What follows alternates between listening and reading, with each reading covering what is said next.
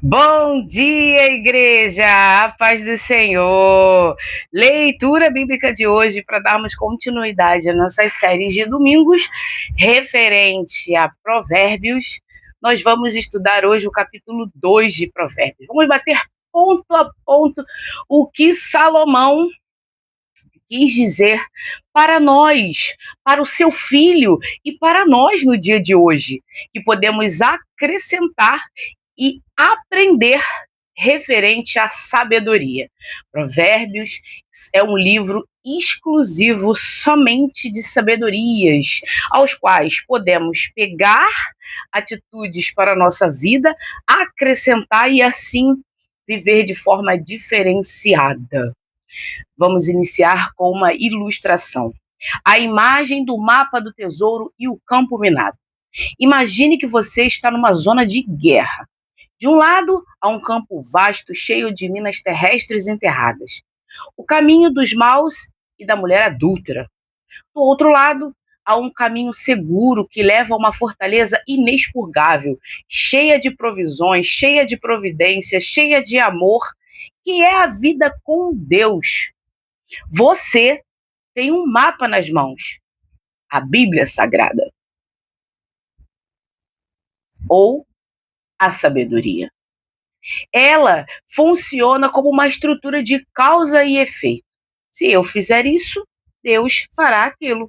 Ou seja, se eu orar continuamente, se eu buscar a sabedoria continuamente, se eu buscar um relacionamento com Deus de fato, as coisas vão caminhar de acordo com a vontade de Deus. E para esse estudo, nós vamos focar na exegese, ou seja, extrair o que o autor original, tradicionalmente, Salomão, está instruindo seu filho e também nos instrui no dia de hoje.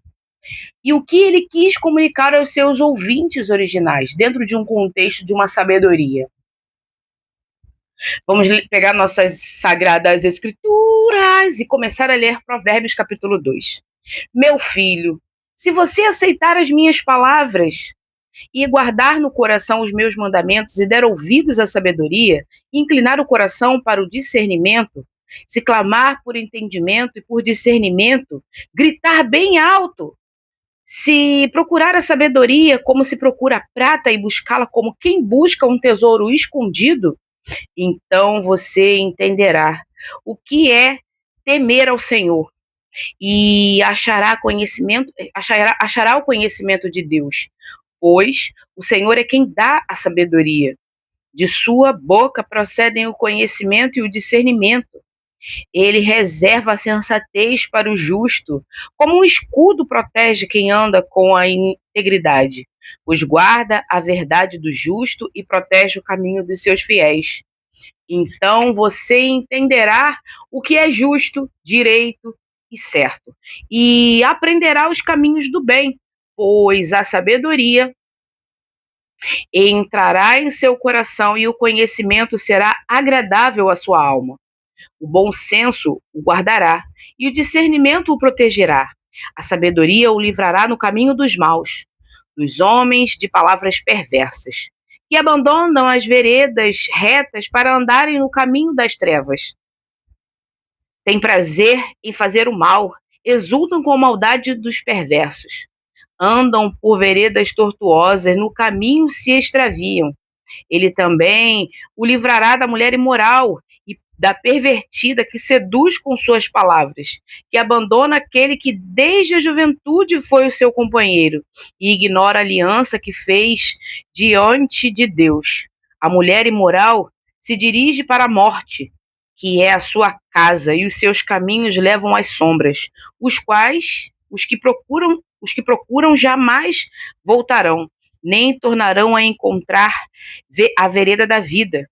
A sabedoria o fará andar nos caminhos dos homens de bem e a manter-se nas veredas dos justos, pois os justos habitarão na terra e os íntegros nela permanecerão, mas os ímpios serão eliminados da terra e dela os infiéis serão arrancados.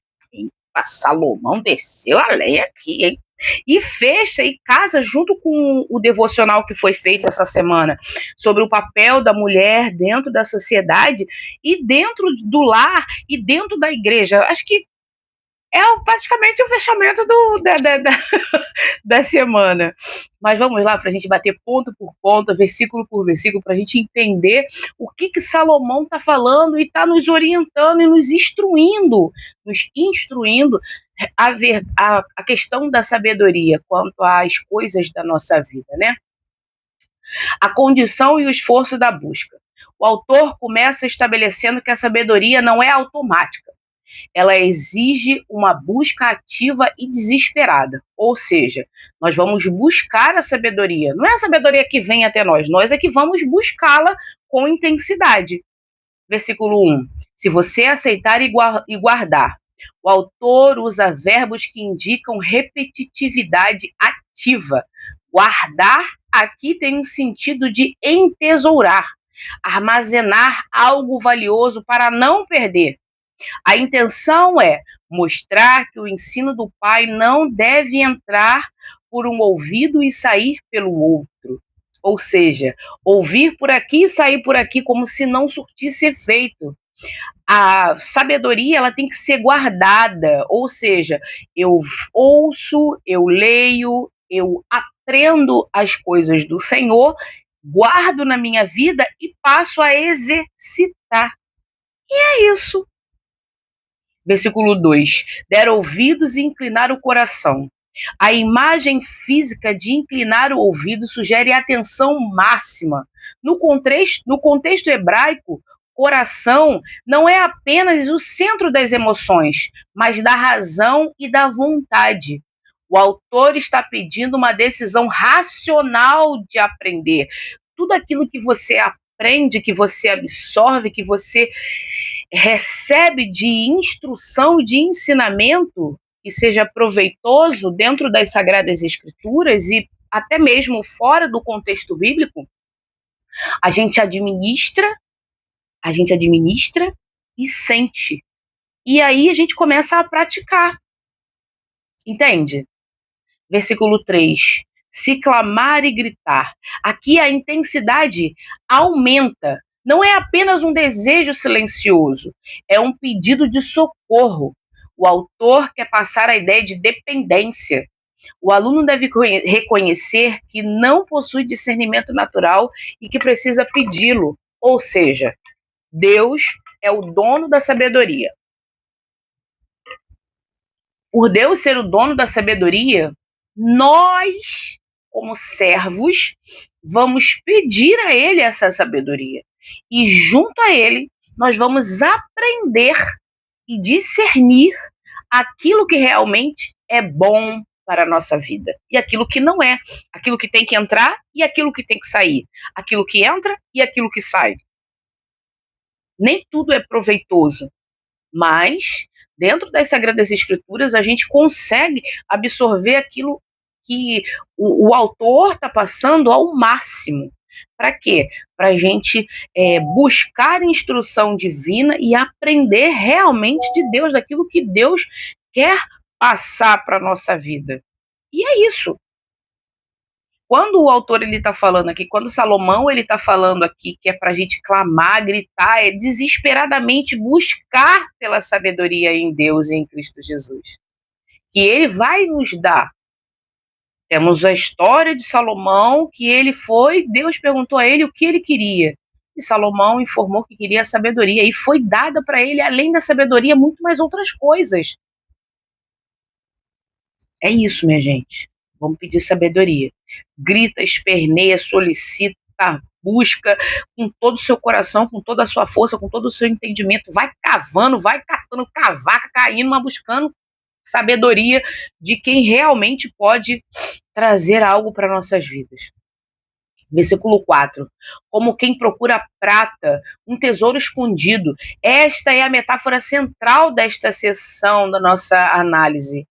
Minerar prata ou cavar tesouros é um trabalho árduo, sujo e cansativo. O autor ensina que a sabedoria espiritual não cai do céu, não vem eu pegar e buscar somente aquilo que as pessoas estão me passando. Eu tenho que sentar e, ó, aprender mesmo, buscar a sabedoria mesmo, aprender, buscar ter o conhecimento. É uma busca incessante. O autor ele ensina que a sabedoria espiritual não cai do céu para os preguiçosos. Ela requer o mesmo esforço que os homens fazem para ficar ricos. Quantas pessoas buscam riquezas no mundo, mas não buscam sabedoria do divino, sabedoria do eterno, sabedoria de Yeshua mesmo, de Jesus, daquele que pode te dar a sabedoria. Mas ficam ali, ó, se alimentando daqui, se alimentando dali. Isso aqui, e não busca conhecer a palavra por ele mesmo. Busca um resultado do outro, da busca do outro, do conhecimento do outro, mas não busca o seu próprio entendimento, a sua própria percepção da palavra de Deus, certo? O resultado número 2, o encontro com Deus, dos versos 5 ao 8. O autor explica que o prêmio dessa busca intensa não é apenas ficar esperto, mas conhecer o próprio Deus. Quando a gente tem a sabedoria, a gente está ali, ó, ligado com Deus. Pare, ponta a ponta. E Deus vai se revelando para nós, pouco a pouco. E quando Deus se revela, a sabedoria, gente, é mero exercício do nosso dia a dia. Tá quente o Rio de Janeiro, gente. Versículo 5. Então você entenderá o temor do Senhor. Esta é a promessa. A busca intelectual pela sabedoria, se feita corretamente, leva inevitavelmente à piedade ou o temor do Senhor. Para o autor, não existe sabedoria verdadeira sem o relacionamento com Deus. Salomão só dando lapada, ou seja, não existe sabedoria longe de Deus. Aquelas pessoas que são sábias, elas buscam a Deus verdadeiramente, têm uma intimidade com Ele. Não é uma coisa vazia, mas é uma relação de intimidade entre eu e o meu paizinho, e é isso. E dentro desse contexto que o autor quer passar, Salomão quer passar, ele nos informa que não existe sabedoria fora de Deus. Ou seja, se eu tenho um relacionamento com Deus, a minha sabedoria ela vem dele. O meu conhecimento vem dele. É ele que acrescenta na minha vida. Não eu que acrescento na vida dele, mas ele que acrescenta na minha vida. Entende? Versículo 6. Porque o Senhor é quem dá. O autor corrige qualquer orgulho humano. Embora devemos cavar, versículo 4, é Deus quem dá, no versículo 6.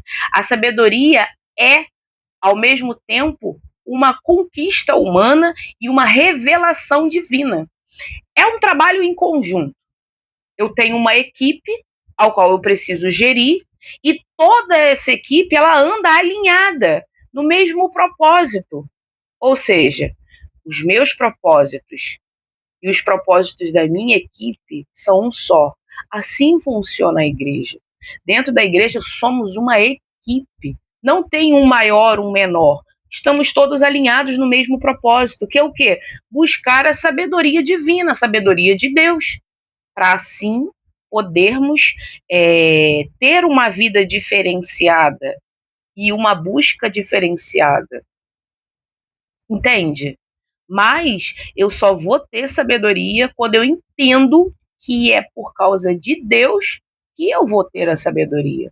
Não com a minha capacidade humana. Eu sou imperfeita e incapaz de ter a sabedoria completa por minhas próprias mãos. Eu dependo do Senhor, eu preciso do Senhor, para assim eu ter a sabedoria que Ele vai me dar. Não como o homem tem, mas a sabedoria que somente o Senhor tem para me dar. E é isso. Versículo 7. Reserva e sensatez, escudo. A palavra sensatez aqui implica sucesso prático. O autor apresenta a Deus como um guerreiro ou protetor. Para quem anda com integridade, a sabedoria de Deus atua como um escudo literal contra os perigos da vida. Estamos numa defesa e Deus é o nosso escudo, é o nosso alicerce, é o nosso protetor.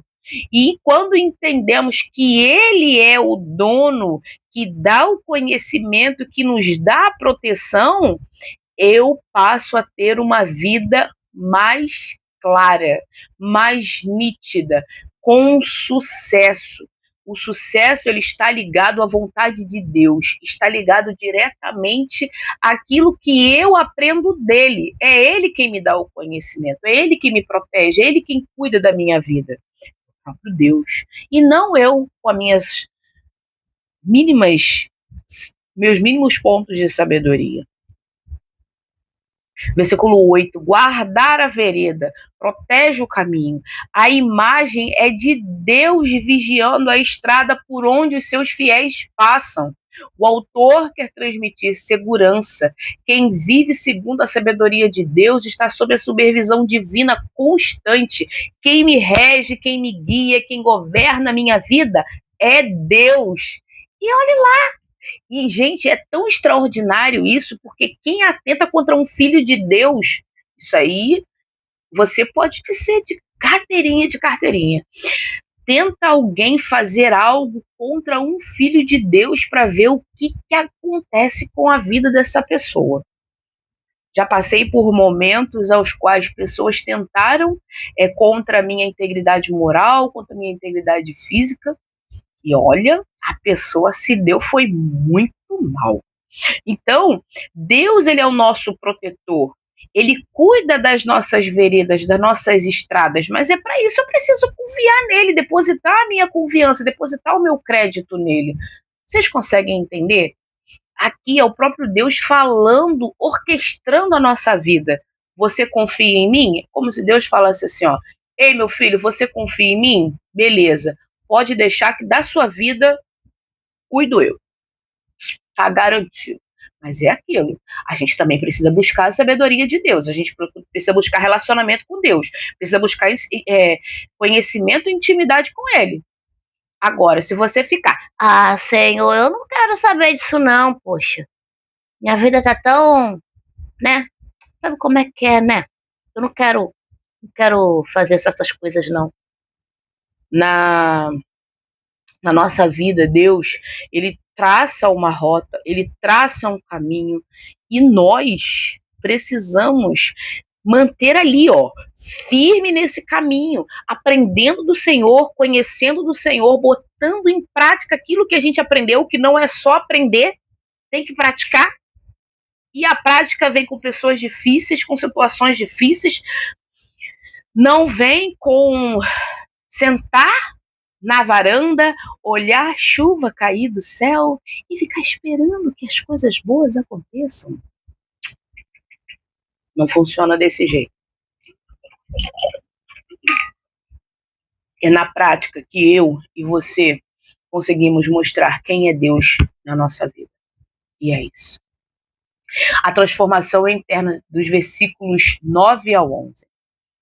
O autor ele descreve como a sabedoria muda o caráter do indivíduo de dentro para fora. A mudança ela vem de dentro, é Deus quem transforma de dentro para fora. Versículo 9. Então você entenderá a justiça. A sabedoria capacita a pessoa a tomar decisões éticas. Justiça, juízo e retidão. São os pilares de uma sociedade saudável. O autor indica que o sábio sabe como conviver em comunidade. Não é fácil. Mas, se buscarmos ao Senhor, vamos ter conhecimento e vamos aprender diretamente dele a como conviver uns com os outros. Nós não vamos aprender sozinhos. Precisamos de instrução, precisamos de conhecimento, precisamos de aprendizado. E só o Senhor tem para nos dar. Se você hoje tem uma vida boa, aqui eu te ofereço uma vida melhor. Uma vida perfeita. Cheia de momentos de altos e baixos, mas uma vida perfeita. Porque aqui Deus revelou, através das Escrituras, tudo o que nós precisamos para ter uma vida diferenciada. Versículo 10. Entrará no seu coração, agradável à sua alma. Antes, a sabedoria era externa, o pai ensinando. Agora ela foi internalizada, ou seja, foi colocada para dentro. O autor destaca que a obediência deixa de ser um fardo e passa a ser agradável. O sábio gosta do que é certo. Quem tem sabedoria vai viver de acordo com aquilo que é certo. Se eu sei que roubar é pecado e que vai me levar a ser preso ou até mesmo à morte, por que eu estou roubando? Porque eu sou burro, porque eu tenho limitação, porque eu tenho um cérebrozinho de minhoca e não aprendi que a sabedoria, quem é sábio, vive em conformidade daquilo que é bom, daquilo que é justo, daquilo que é certo, daquilo que é agradável. E é isso. A palavra de Deus, ela é o nosso fundamento, ela é o nosso alicerce, e é nela que a gente aprende tudo para a nossa vida. E aqui Salomão está dizendo o seguinte: o sábio gosta do que é certo, tem prazer no que é certo, tem satisfação em fazer aquilo que é bom, que agrada a Deus. E é isso. Agora, se você está indo de acordo com o que é errado, sinto muito lhe informar, você é burro. Burro. Versículo 11. O bom senso guardará. A proteção agora vem de dentro. O discernimento adquirido funciona como o guarda-costas pessoal, alertando o jovem antes de ele entrar em perigo. Ou seja, vamos aprender com o que é bom. Filipenses capítulo 4, versículo 8 até o versículo 13. Vamos pegar ali, né? Acredito que seja isso. Tudo que for bom, tudo que for justo, tudo que for verdadeiro, tudo que for de boa fama, tudo que for agradável. Vamos ler? É mais fácil. Filipenses capítulo 8. Filipenses capítulo 8. O versículo é o capítulo, peraí. Filipenses capítulo 4. Estou em Colossenses, desculpa. Filipenses capítulo 4, do versículo 8 em diante. Finalmente, irmãos, tudo que for verdadeiro, tudo que for nobre, tudo que for correto, tudo que for puro, tudo que for amável, tudo que for de boa fama, se houver algo de excelente ou digno de louvor, pensem nessas coisas. Versículo 9. Ponham em prática tudo que vocês ouviram e viram de mim, e o Deus da paz estará com vocês. Ou seja, isso de Filipenses capítulo 4 linka com Provérbios versículo 10 e Provérbios capítulo 2, versículo 10 e versículo 11. Nós vamos ter bom senso, pensar naquilo que é naquelas coisas que são boas. Não ficar pensando em coisas que não vão ser agradáveis ou que vão ser contraditórias àquilo que é bom para a nossa vida. Não adianta. Por mais que você tenha um cérebro limitado, você sabe o que é certo e o que é errado. Por mais que você não estude as escrituras, você vai saber o que é certo e o que é errado, porque seu pai e sua mãe já te orientaram. Exceto se o pai e a mãe for também, né, limitado. Mas assim, a gente vê na sociedade, a gente vê no noticiário, a gente vê nas notícias, a gente vê em todos os locais o que é bom e o que não é bom, o que é certo e o que não é certo. Se eu sei o que é bom e o que não é bom, se eu não estou exercitando é porque eu sou burro. E é isso. A quinta parte é a proteção contra os homens maus, do versículo 12 até o versículo 15. O autor identifica a primeira ameaça real da qual a sabedoria nos livra: a má influência masculina ou feminina na vida e no social. Versículo 12. Do caminho dos maus, palavras perversas. O perigo aqui é verbal. Perversas significa coisas viradas de cabeça para baixo. O autor alerta contra homens que distorcem a verdade para enganar. Aqui, homens é contextualizado como humanidade. Homem e mulher. Não tem homens que têm pensamentos tortos e mulher também que tem pensamentos tortos. Vamos levar para esse homem como humanidade. Se você sabe o que é bom e você não faz, o erro não está no que você cometeu, mas está em você. E é isso. Versículo 13. Abandonam as veredas retas, caminhos de trevas. Esses homens são apóstatas morais, ou seja, vivem uma verdade que não existe, que só existe na mente doentia deles. Eles conheciam o caminho certo, conhecem o caminho da verdade, de fazer boas coisas. Quantas pessoas você vê em tráfico, em vidas erradas, que eram servos de Deus? Caramba, essa semana ouvi de um rapaz dizendo a coisa mais triste, eu acho que para uma mãe, para um servo de Cristo. Eu era da igreja e hoje eu não sou mais. Sou desviado. Se tu é desviado, meu irmão, volta para casa do Senhor.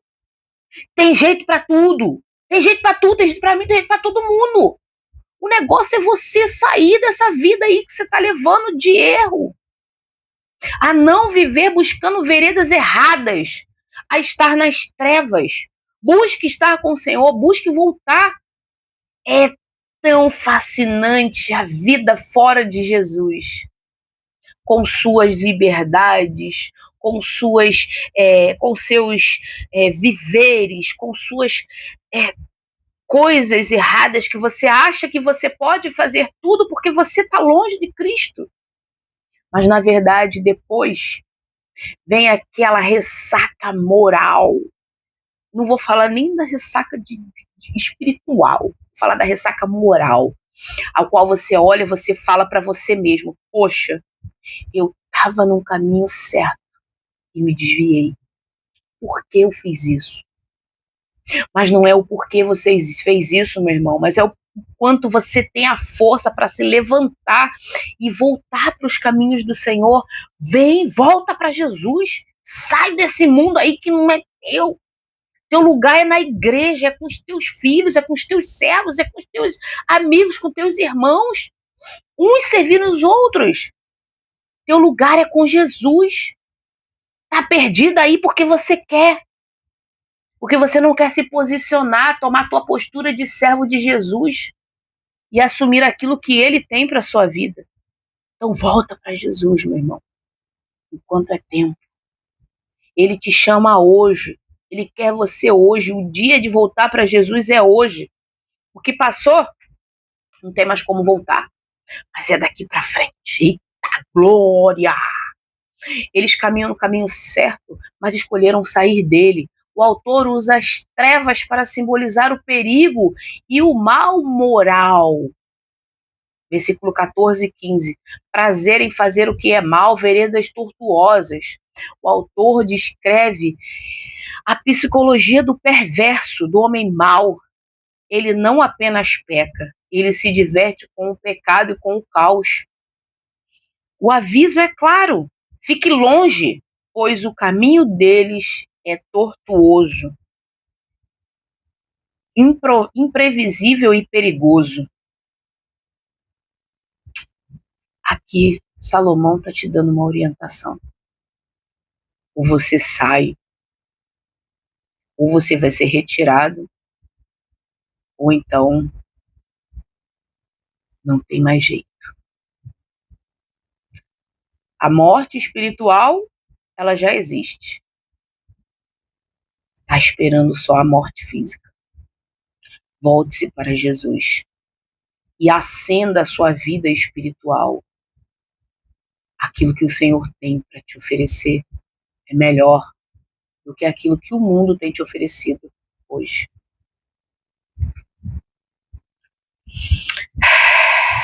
Proteção contra a mulher adúltera, versículo 16 ao 19.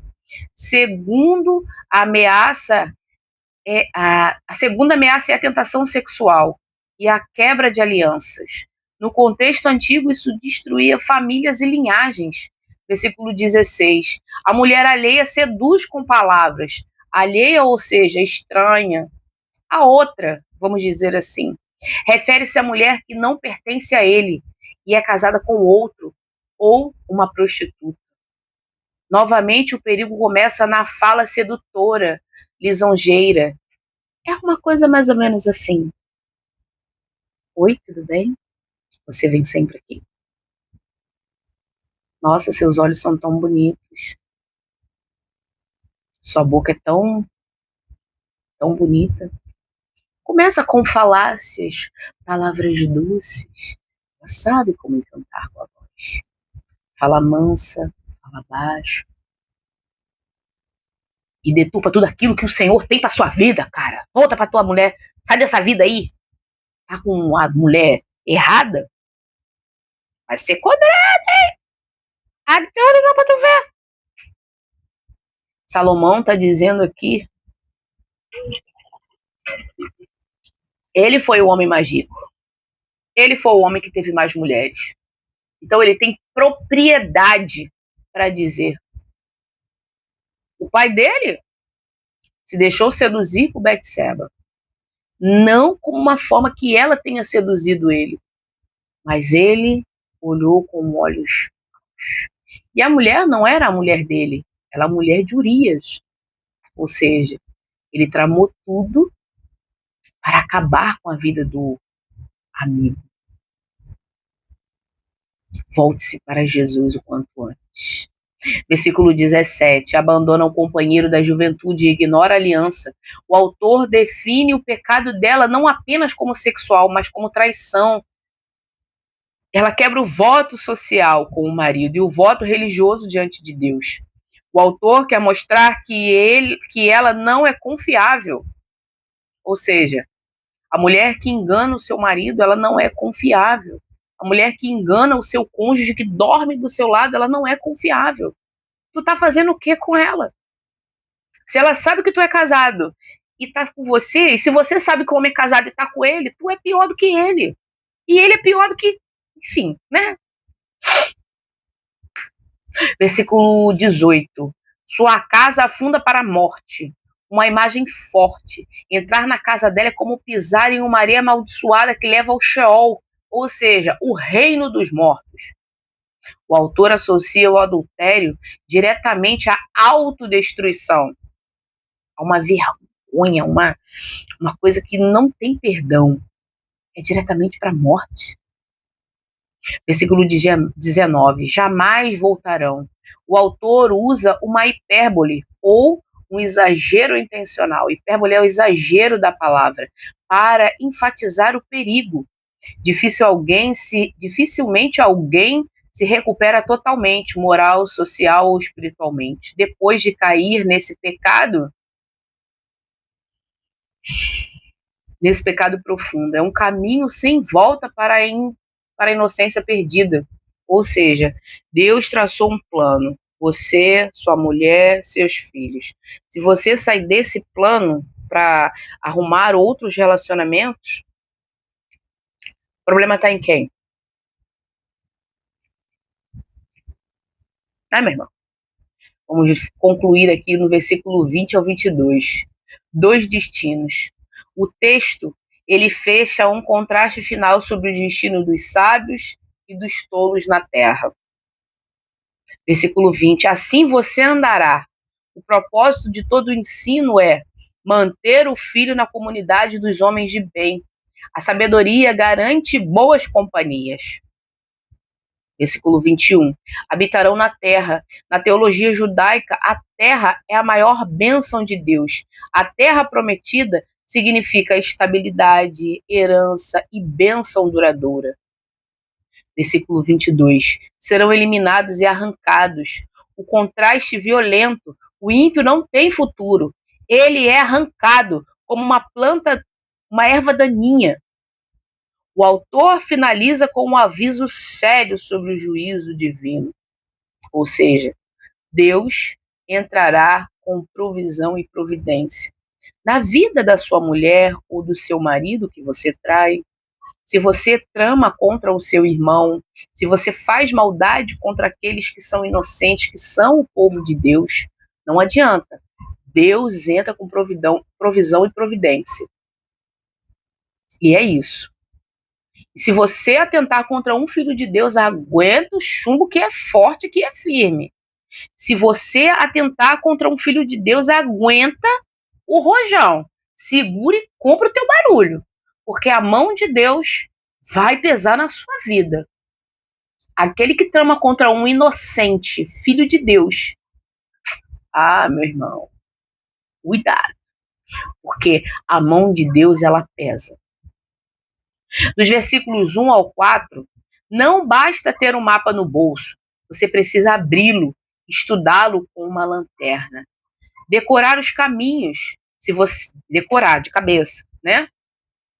Se você olhar o mapa mais ou menos, você pisa na mina e morre. A busca tem que ser como quem procura a vida, não se apartando das coisas boas, mas buscando com intensidade, com veemência, com atitude. Dos versículos 5 a 8, o guia, quando você mostra que leva o mapa a sério, o próprio criador do mapa, Deus, aparece ao seu lado, anda com você, e nos momentos que você não aguentar caminhar, meu irmão, minha irmã, ele te carrega no colo. Ele se torna o seu escudo. E se você pisar errado, ele te alerta. É muito bom esse Deus. Ai, obrigada, Senhor. Versículo 12 ao 19, as armadilhas. No caminho existem vozes gritando: venha para aqui, é um atalho mais fácil. Homens perversos. Ou venha por aqui, é mais prazeroso. Mulheres sedutoras. Mas o mapa, a sabedoria internalizada te diz: não vá. Abaixo dessa grama bonita existe uma bomba da morte. Quando a gente está em contato com as escrituras, não só olhando a Bíblia aberta lá no Salmo 91, mas estudando de fato aquilo que as escrituras querem nos mostrar. E é isso. Versículo 20 ao 22, o destino. Quem segue o mapa chega à fortaleza e vive em paz. Quem ignorou o mapa e seguiu os atalhos foi eliminado pelas minas do caminho. O que o autor quer passar é: a sabedoria é o mapa detalhado que Deus deu para que atravessemos o campo minado da vida sem sermos destruídos, garantindo que chegaremos seguros ao nosso destino.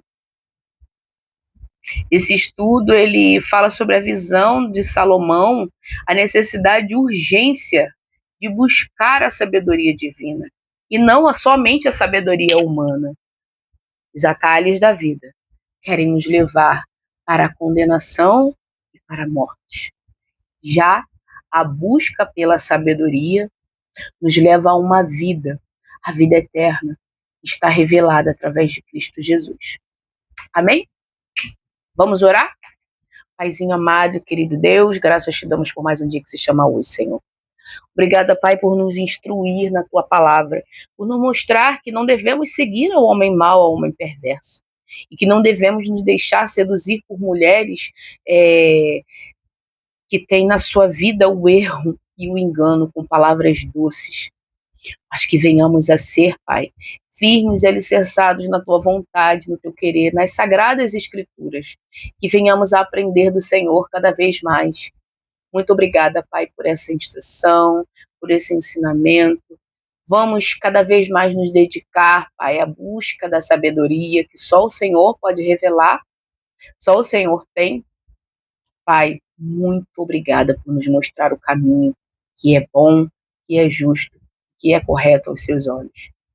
Que nós, Pai, possamos colocar em prática tudo aquilo que o Senhor nos orientou e nos indicou e nos direcionou. Muito obrigada, Pai. Hoje eu oro e já te agradeço em nome de Jesus. Amém.